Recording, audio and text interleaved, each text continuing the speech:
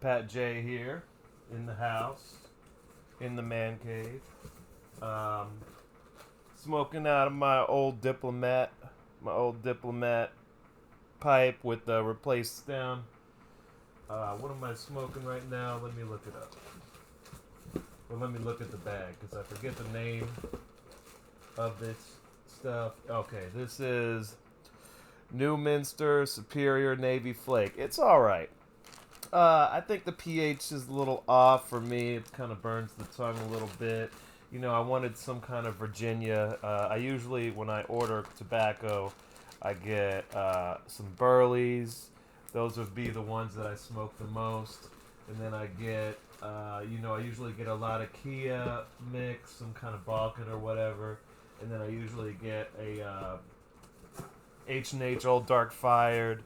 But I usually also get some kind of nice Virginia Perique, Orlick, or Oric.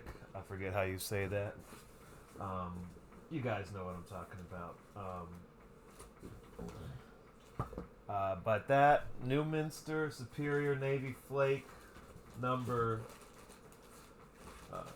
what is it, like number 400 or something is what it's called. Superior Navy Flake number 400.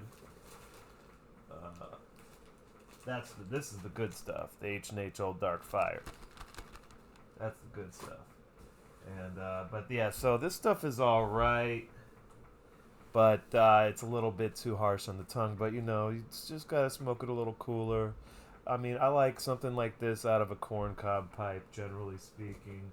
And Virginia Periques, even Burleys, I like out of a corncob pipe, and then the Latakia types and the Kentucky Dark Fire types of tobaccos. I'll hit it up with a wood pipe, a briar pipe. So basically, my daughter. I don't know if you guys can hear that. My niece is heading out, going out. She's 21 years old, so she just goes out, doesn't sleep at night or whatever. So, I'm gonna start making these videos. I don't care. I don't care about being a podcaster or anything like that. It's just that I think, for the record, when I say something, I make so many good predictions. And so last year I said something to a lot of people, and everybody who knows me knows this. Remembers I said this. I said, excuse me. I said if Biden is elected, and the way I would say it would be something to the effect of, if Biden is elected, you're never going to be here about coronavirus again after that, for a little while after that. They're going to stop talking about it, and they're going to claim that Biden fixed it, and so on and so forth. That's what I said. I said if Biden wins. I also said Trump would win unless there was fraud. Although, full disclosure, I really don't know if there was enough fraud because nothing was investigated. There's been lots of frauds in other elections. Okay, there's been fraud in so many elections. Usually the major fraud is in the primary process. They make sure that the only two, especially in the presidential election, they're going to make sure, they being the power structure of this country, not to sound conspiratorial, but the power structure of this country, the various interests with coalescing interests, the various groups and people with money and power that have a confluence of interests coming together. Okay, and the way the system is set up, generally, it's set up in such a way that by the time you get to the presidential election, to the actual election contest, at that point they don't care who wins, because they've both been basically vetted by all of the special interest groups, and by the bankers, and by the military industrial complex, and by the media.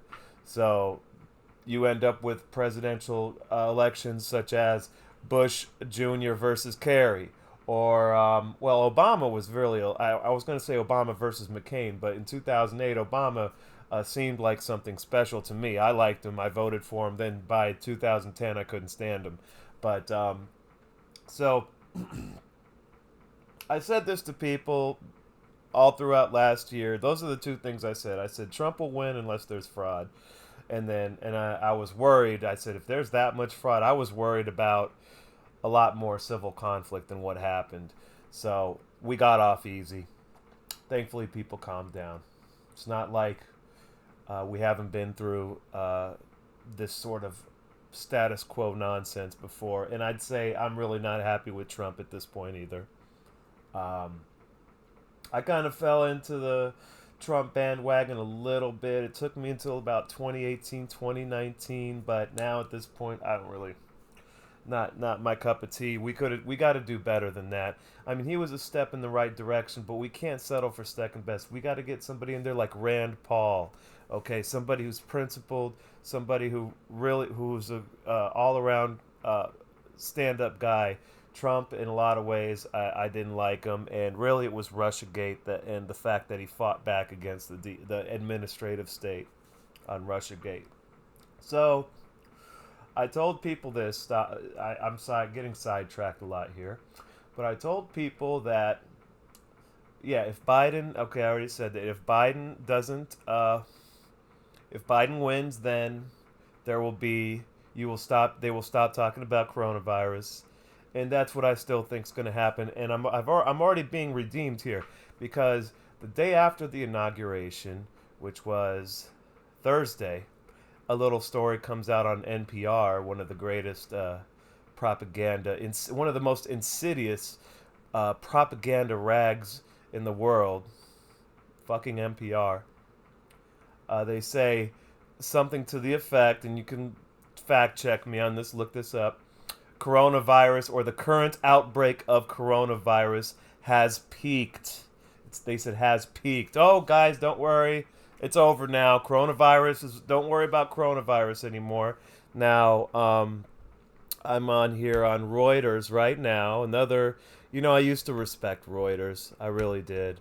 And everybody went off the rails during the Trump administration. It's really crazy how much they went on the rails. But I don't see anything on the main page about coronavirus on Reuters, okay? Nothing. I don't see anything on the main page of Reuters. Of all the news sites I'm going to, visit, Reuters is probably going to be the most likely mainstream news site I'm going to visit. The rest of them, from Fox to OA, I wouldn't consider maybe OAN or Newsmax mainstream, but then again I would, because it's really the same celebrity elites that, the elite class that controls channels like Newsmax. But I would say that, where was I going with this? I see nothing on Reuters about coronavirus on the page right now. Let's see what CNN.com says. Because, they can't help but fearmonger. So let's see what CNN says. It is, 1/23/2001. Is that the correct date? I just bought this computer. 1/23/2001. And it's about 10 o'clock right now. I'm going to CNN. I want to see how much, if anything, they have about their how many stories on the front page do they have regarding coronavirus. I want to see this because I wouldn't be surprised if there isn't much about coronavirus on here. Let's see. I see blah blah. Impeachment trial, call for unity. That's all bullshit. Oh my God, this is the first time I've checked this. Okay, they do have, you have to scroll down, mind you. You have to scroll down to the Biden administration section. They have nothing. It's Biden, Biden, Biden. They're not going to get as good ratings, as many clicks posting Biden all over the place as they did Trump. So I see very little about Trump on here. I'm surprised they're still not featuring main stories about Trump here. But okay, so you have to scroll down a little bit, and they talk about Biden's plan. So this is going to be interesting. Now, just to swing back on this a little bit, um,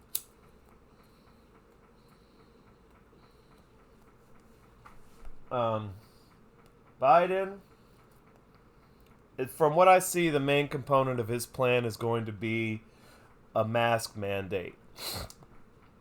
So a national mask mandate, and he's going to get every state to sign off on it officially, but it probably won't be enforceable. It'll be pretty worthless. But so you'll start hearing less and less about COVID in the news, and then mask mandate, and then they're starting to say, well, we're fixing the vaccination rollout. They're saying that there was no vaccination rollout plan. Who knows? I don't know. I really don't know. With Trump, maybe he got pissed off and sabotaged everything on his way out. That wouldn't surprise me. He's he's a I would say definitely. I don't know about narcissist. I don't know him like that, but he seems like he could very well be one. He's definitely into him. He definitely doesn't like losing. Okay, so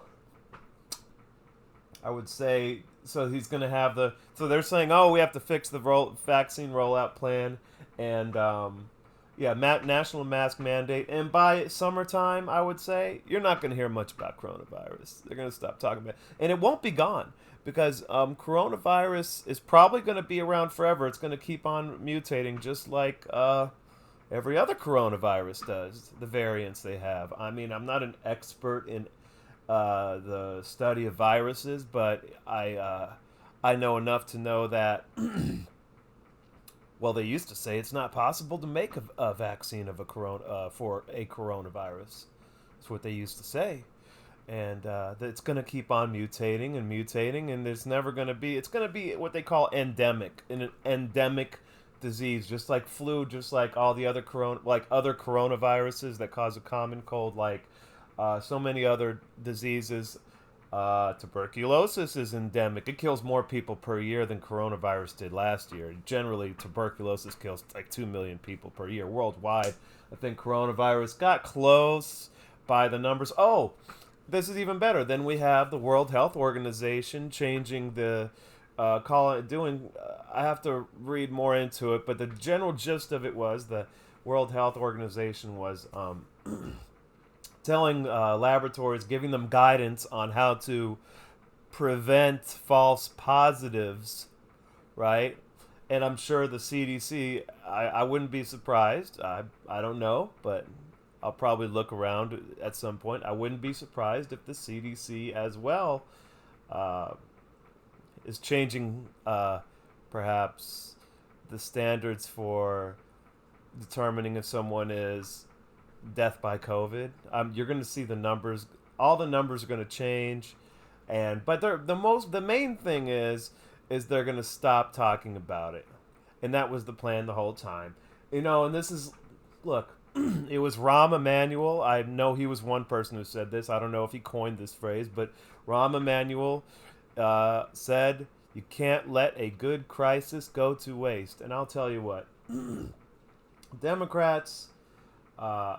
As far as manipulation tactics and PR tactics and just the dirty game of politics, they're fucking good. They're fucking good at this shit.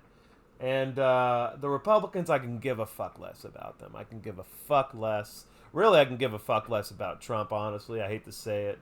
I would have rather he won over Biden, but if he would have won, it would have been 4 more years of the administrative state sabotaging him. It would have been 4 more years of the media going crazy. He wouldn't be able to get much done. His own party hates him because he's not enough of a warmonger, because they like to kill little children in the Middle East, and then if you don't do that, they're going to be pissed at you, and I'm sure Biden's going to satisfy them on that front. I think Robert Barnes says he's putting the over-under on a war at 12 months for, I don't know, I have to go and predict it and see if there is actually a market for that on Predict It. Anyway, so just some thoughts. This is just for my own benefit to to record my thoughts, so I can say this. I said this on this and this date. It's good to have a record and just to post my thoughts, and I'll let the whole world see it. I'll put this on YouTube. I don't care. I'm 40 years old now. I have no. No, I don't. I'm at the. I don't even know what the proper way to say it would be, but definitely, I'm not concerned about not looking my best at the moment. It's late at night, and not. I'm not concerned about other people's negativity, but any positive comments, any or whatever, you could say whatever you want. If you want to make a comment, say "fuck you, Patrick. I hate you. You fucking uh, German fucking strudel piece of shit." Then go ahead. Yes, I'm German, by the way, and proud, and proud. I may not sound like it, but I'm a German citizen, and I'm proud to be a German citizen. I love my country of Germany. I would never live there. They're turning into a dystopian kind of place. The problem, we'll talk about that some other day. Okay, but we're going to sign out for now because we're at 15 minutes, 16 minutes. Okay, bye.